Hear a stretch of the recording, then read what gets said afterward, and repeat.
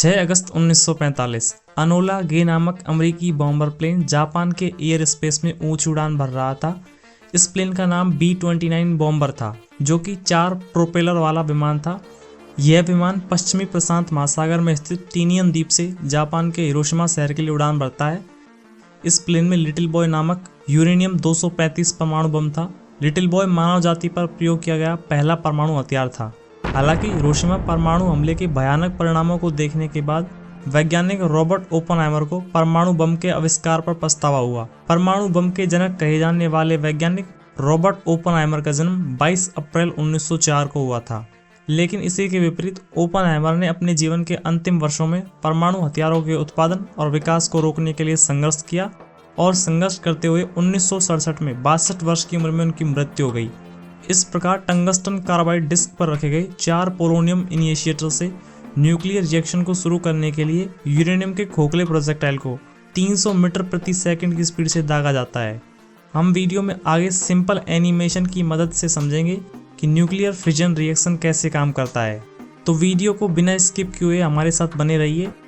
जैसा कि हम सभी ने हिस्ट्री में पढ़ा है कि मैनहट्टन प्रोजेक्ट के तहत 2 अलग अलग प्रकार के परमाणु बम बनाए गए थे, जिनमें से एक का कोड नेम फैटमैन और दूसरे का लिटिल बॉय था।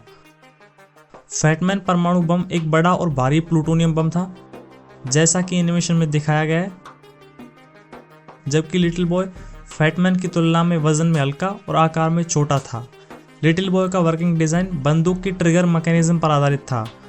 लिटिल बॉय की लंबाई 10 फीट या 3 मीटर और इसका व्यास 28 इंच या 71 सेंटीमीटर था, जबकि फैटमैन की लंबाई लगभग 10.7 फीट या 3.25 मीटर थी। लेकिन इसका व्यास लिटिल बॉय की तुलना में 2 गुना था, यानी 60 इंच या लगभग 1.5 मीटर था। चलिए इनकी तुलना किसी इंसान के शरीर से करके देखते हैं। इससे आपको इनके वास्तविक आकार को समझने में मदद मिलेगी। इससे भी बेहतर होगा कि हम इनकी तुलना किसी कार से करके देखें। जैसा कि आप एनिमेशन में देख सकते हैं कि यह दोनों परमाणु बम अपनी विनाशकारी शक्ति के आगे आकार में बहुत छोटे लगते हैं। फैटमैन का वजन लगभग 4670 किलोग्राम या लगभग 4.6 टन के आसपास था, जबकि लिटिल बॉय, जैसा कि नाम से जाहिर है, लगभग 4400 किलोग्राम या 4.4 टन वजनी था। इससे पहले कि हम यह जानें कि लिटिल बॉय कैसे काम करता है, हमें परमाणु हथियार के बाहरी अलग अलग हिस्सों को समझना होगा। पीछे से शुरू करते हैं। ये जो बॉक्स जैसा हिस्सा है, यह टेल फिन कहलाता है, जो बॉम्ब को हवा में स्थिर रखने का काम करता है जब इसे B-29 बॉम्बर प्लेन से गिराया जाता है। ये 3 इलेक्ट्रिक गन प्राइमर हैं। प्राइमर वह डिवाइस है जो प्रोपेलेंट कंबशन को शुरू करता है, जिससे कार्बोरेट पाउडर बैग में विस्फोट होगा, जो यूरेनियम प्रोजेक्टाइल को आगे धकेलेगा। आगे बढ़ते हुए यह प्रोजेक्टाइल टंगस्टन कार्बाइड डिस्क से टकराएगा। इसका सबसे इम्पोर्टेंट पार्ट यूरेनियम 235 यह खोखला प्रोजेक्टाइल है। इसका वजन लगभग 38.4 किलोग्राम है, जबकि सामने की ओर रखी टारगेट रिंग्स का वजन लगभग 25.6 किलोग्राम है, यानी लगभग 64 किलोग्राम यूरेनियम। ध्यान से देखें, क्योंकि यह समझना बहुत ज़रूरी है कि प्रोजेक्टाइल रिंग्स खोखले हैं और इन्हें ऐसे डिज़ाइन किया गया है कि टारगेट रिंग्स प्रोजेक्टाइल रिंग्स के अंदर चले जाएं। यह सभी पार्ट 6.5 इंच या 170 मिलीमीटर के स्मूथ गन बैरल में फिट हैं। टारगेट रिंग्स के पीछे 4 पोलोनियम इनिशिएटर हैं, जो न्यूक्लियर चेन रिएक्शन को शुरू करते हैं। आइए इस परमाणु बम को और बेहतर ढंग से समझने के लिए इसके बाहर लगे डिवाइसेस को समझते हैं। ये बैरोमीटर सेंसिंग पोर्ट हैं। इनका काम बम की ऊंचाई का पता लगाना है, ताकि यह आर्चरी फ्यूजिंग रडार को सक्रिय कर सके। बम के ऊपरी हिस्से में लगा यह पार्ट इलेक्ट्रिक प्लग कहलाता है। अब चर्चा करते हैं लिटिल बॉय को कैरी करके हिरोशिमा तक लेकर जाने वाले bomber plane Boeing B-29 super fortress के बारे में। B-29 बॉम्बर अपनी लंबी रेंज, पेलोड कैपेसिटी और डिफेंस आवश्यकताओं को पूरा करने के कारण यह उस समय दुनिया के सबसे भारी विमानों में से एक था। B-29 सुपर फोर्ट्रेस प्लेन का निर्माण बोइंग कंपनी ने किया था और यह वर्ल्ड वॉर 2 का सबसे उन्नत 4 प्रोपेलर वाला बॉम्बर प्लेन था। इसकी लंबाई 99 फीट या 30.1 मीटर थी और इसके विंग्स की चौड़ाई लगभग 141 फीट 3 इंच या 43 मीटर थी। दिलचस्प बात यह है कि इस प्लेन का कुल वजन लगभग 63,502 किलोग्राम या 63.5 टन था और यह 9,100 किलोग्राम या लगभग 9.1 टन पेलोड ले जा सकता था। चलिए इसे समझना आसान बनाते हैं। B-29 बॉम्बर प्लेन का वजन लगभग 16 एशियाई हाथियों के वजन के बराबर था और यह 2 हाथियों के वजन जितना पेलोड ले जा सकता था।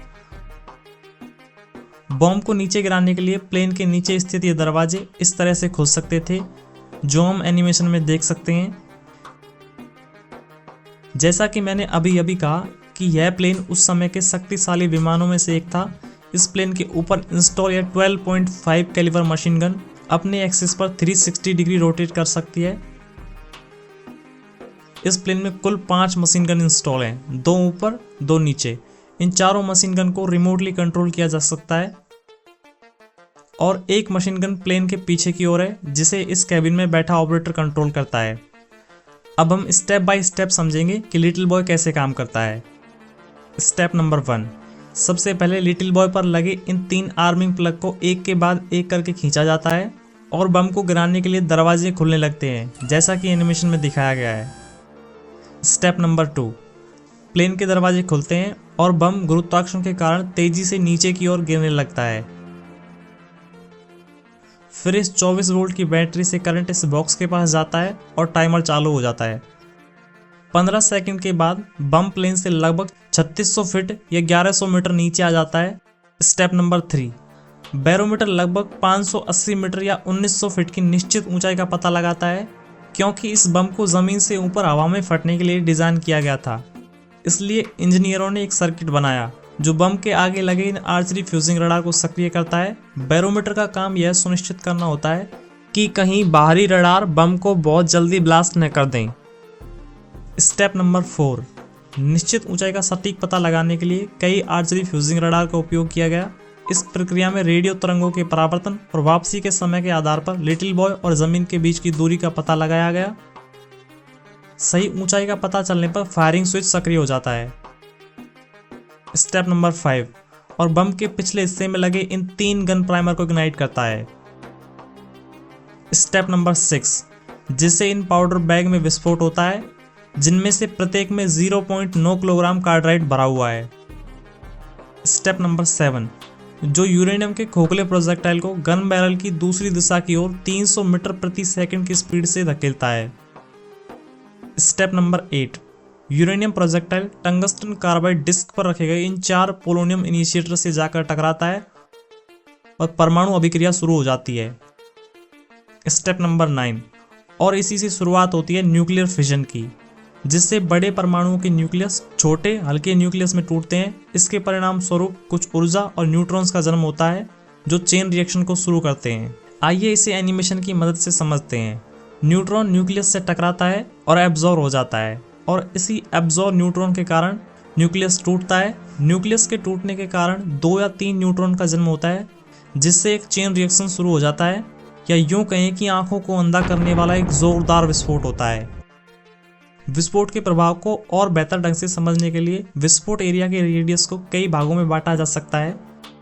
रेड एरिया, जिसका डायमीटर लगभग 0.36 वर्ग किलोमीटर है, यह तेज भूकंप के साथ पल भर में राख में बदल गया। येलो एरिया, इसका डायमीटर लगभग 4.5 वर्ग किलोमीटर है। इस एरिया में इमारतों को भारी मात्रा में नुकसान हुआ। ऑरेंज एरिया, इसका डायमीटर लगभग 8.7 वर्ग किलोमीटर है। इस एरिया में लोगों को तेज न्यूक्लियर रेडिएशन का सामना करना पड़ा।